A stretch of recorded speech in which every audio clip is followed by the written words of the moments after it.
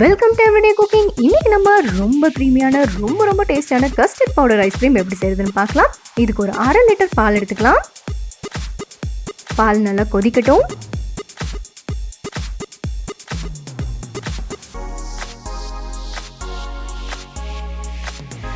பால் நல்லா கொதிச்சிருச்சு. இதை கிளறி விட்டுட்டே வாங்க. ரொம்ப ஆட விழாத அளவுக்கு கிளறி விட்டுட்டே வாங்க.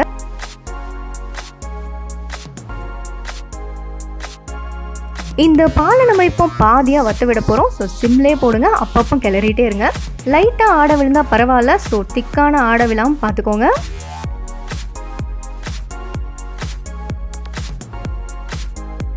இதோ பாலிங்க பாதியாக வற்றிருச்சு. இந்த ஸ்டேஜில் ஒரு 1/4 கப் அளவுக்கு சர்க்கரை சேர்த்துக்கலாம்.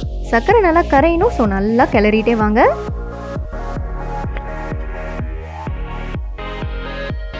இது ஒரு பக்கம் சிம்ல இருக்கட்டும். அடுத்ததான் நம்ம கஸ்டர்ட் பவுடரை மிக்ஸ் பண்ணிக்கலாம். ஒரு 1/4 கப் அளவுக்கு கஸ்டர்ட் பவுடர் எடுத்துக்கோங்க.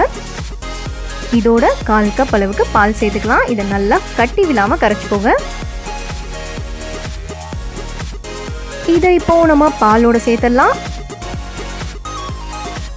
இதோ உடனே கிளற ஆரம்பிங்க. கட்டி விழுந்துரும். ஸோ கட்டி விழாத அளவுக்கு நீங்க கிளறிட்டே இருக்கணும்.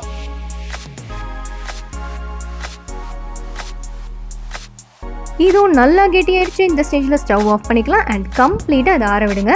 அடுத்ததான் நம்ம விப்பிங் க்ரீம் ரெடி பண்ணிக்கலாம். இது whipping cream powder 3 tablespoon whipping cream பவுடர்னா 1/4 கப் அளவுக்கு நல்லா சில்லான பால். இப்போ இதை நல்லா பீட் பண்ணணும்.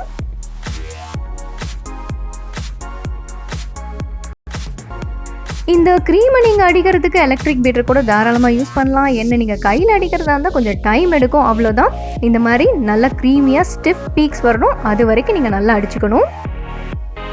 இதோ விப்பிங் க்ரீம் இங்கே சூப்பராக ரெடி ஆயிடுச்சு. இது ஒரு பாத்திரத்துக்கு மாற்றிக்கலாம்.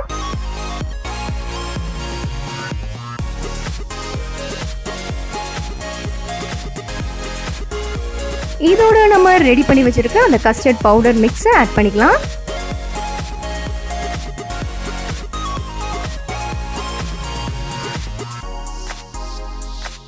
இந்த கஸ்டர்ட் பவுடர் 2 வெரைட்டியாக கிடைக்குது. ஒன்று எக்லெஸ் கஸ்டர்ட் பவுடர், இன்னொன்று எக்லேயே செஞ்ச கஸ்டர்ட் பவுடர். அண்ட் உங்களுக்கு எந்த வெரைட்டி வேணுமோ அதை சூஸ் பண்ணி யூஸ் பண்ணுங்கள். இப்போ இதை நல்லா பீட் பண்ணிக்கலாம். எலக்ட்ரிக் பீட்டர் தான் யூஸ் பண்ணணும்னு கண்டிப்பாக கிடையாது. ஹேண்ட் பீட்டர் வச்சே நல்லா அடிச்சுக்கோங்க.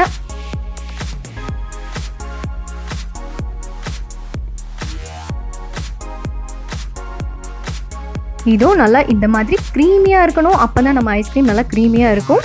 இப்போ இதை ஃப்ரீசரில் வைக்க போகிறோம். இதை நீங்கள் ஃப்ரீசரில் ஹையில் வச்சிங்கன்னா 10லேருந்து 12 மணி நேரத்தில் சூப்பராக செட் ஆயிடும். இதோ ஃப்ரீசருக்கு போய் இது ரெடி ஆகிடுச்சு. நான் கொஞ்சம் விப்பிங் க்ரீம் பற்றி சொல்லணும்.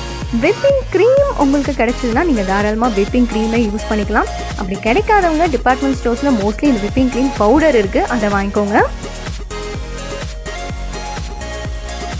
யூஸ்வலாக விப்பிங் க்ரீம்னா நீங்கள் ஓப்பன் பண்ணிட்டா 1 வீக்குள்ளே யூஸ் பண்ண வேண்டியது வரும். பட் விப்பிங் க்ரீம் பவுடர் அப்படி இல்லை. நீங்கள் அதை எப்போ வேணுமோ பாலோடு சேர்த்து அதை நல்லா அடிச்சிங்கன்னா நல்லா விப் ஆகிடும். ஸோ உங்களுக்கு எது கன்வீனியன்ட்டோ அதை வாங்கி யூஸ் பண்ணுங்கள். இங்கே நம்ம ஐஸ்கிரீம் சூப்பராக ரெடி ஆகிடுச்சு. இதோ நல்லா க்ரீமியாக வந்திருக்கு.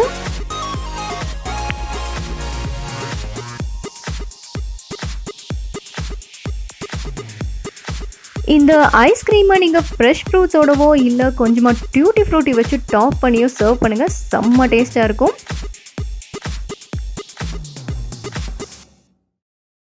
வேறொரு இன்ட்ரெஸ்டிங்கான ரெசிபியோட உங்களை சந்திக்கிறோம். எங்கள் வீடியோஸ் எல்லாம் பிடிச்சிருந்தா லைக் பண்ணுங்கள், ஷேர் பண்ணுங்கள், கமெண்ட் பண்ணுங்கள் அண்ட் மறக்காம எங்கள் சேனலுக்கு சப்ஸ்கிரைப் பண்ணுங்கள்.